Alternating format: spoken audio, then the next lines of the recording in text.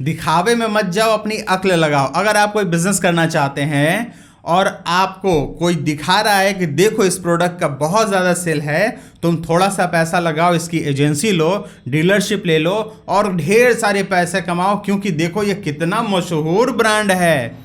और क्या वो सच में मशहूर ब्रांड है? दोस्तों, मैंने कई ऐसे डिस्ट्रीब्यूटर को बर्बाद होते देखा है जिन्होंने एडवर्टाइजिंग देख करके काम शुरू किया।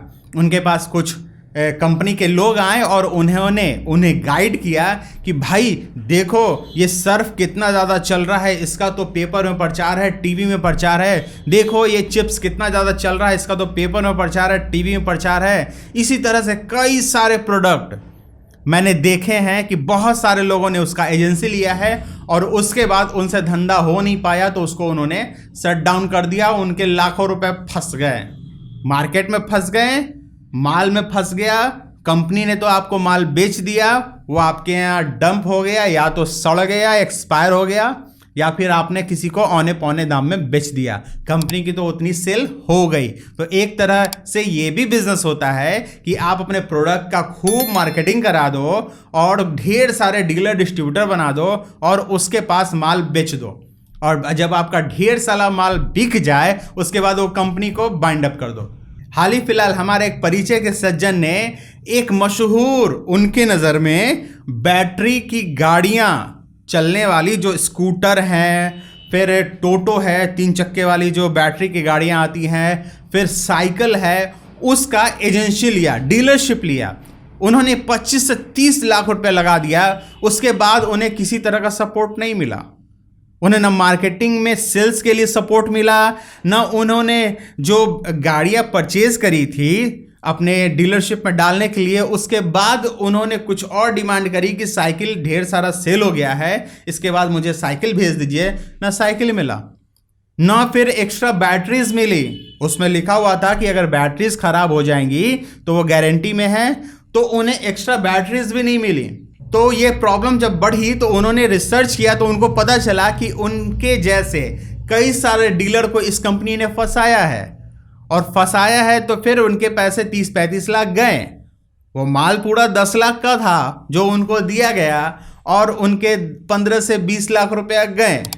अब वो बेचारे सोच रहे हैं कि किस चक्कर में पड़ गए, अब तो मैं फंस गया। तो भाई इस तरह से क्या आप भी फंसने वाले थे या फिर फंस चुके हैं?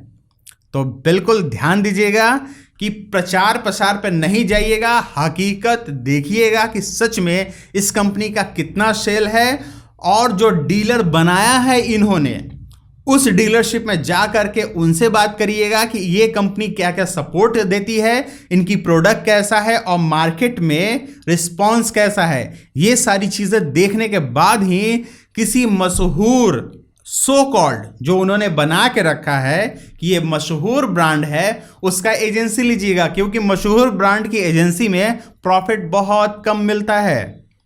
तो प्रॉफिट बहुत कम मिलता है तो एक्स्ट्रा सपोर्ट भी मिलना चाहिए, मार्केट में उसकी ज़बरदस्त डिमांड होनी चाहिए। ऐसा नहीं कि मैं रगड़ रगड़ के मेहनत कर रहा हूँ। तो भाई उससे अच्छा आप अपना प्रोडक्ट बना लेते। आप जो पैसे लगाओगे उससे थोड़े से ज़्यादा पैसे में आप अपना प्रोडक्ट बना लोगे। तो मशहूर ब्रांड की एजेंसी लेने से पहले आप ये ध्यान देना कि क्या वो सच में मशहूर और डिमांडेबल प्रोडक्ट है या फिर उसका हाइप क्रिएट किया गया है। मैंने पहले बहुत सारी ऐसी कंपनियां देखी हैं जिन्होंने अपनी कंपनी का बहुत बड़ा हाइप क्रिएट किया, अपने प्रोडक्ट को खूब प्रचारित किया, लेकिन उसका मार्केट में सेल घंटा था। उन्होंने बहुत सारा डीलर डिस्ट्रीब्यूटर सीएनएफ बनाए, लेकिन सेल कुछ भी नहीं था। उन्होंने 6 महीना में अपना सेल ज़बरदस्त किया, क्योंकि उन्होंने एडवर्टाइजिंग ज़बरदस्त करी थी, और ढेर सारा सेल करने के बाद बहुत सारी एजेंसियां डूब गई, क्योंकि उन्हें मार्केटिंग का सपोर्ट नहीं मिला और उनका प्रोडक्ट इस तरह का नहीं था कि मार्केट में डिमांड बने। उस तरह के ऑलरेडी बहुत सारे प्रोडक्ट थे, उससे अच्छी क्वालिटी के और उससे कम रेट के, और कस्टमर उसके लिए आदी हो चुके थे जो पहले प्रोडक्ट मिल रहे थे। तो इनका प्रोडक्ट कोई क्यों लेगा? इनके प्रोडक्ट को लेने के लिए मार्केटिंग करनी पड़ेगी, उधार देना पड़ेगा, बड़े बड़े दुकानदारों को पकड़ना पड़ेगा, उन्हें क्रेडिट देना पड़ेगा, उन्हें स्कीम देना पड़ेगा, तब जा करके इस तरह के प्रोडक्ट की सेल बढ़ती है। डोर टू डोर मार्केटिंग कराना पड़ता है। तब जाकर के इस तरह की प्रोडक्ट की ग्रोथ हो पाती है।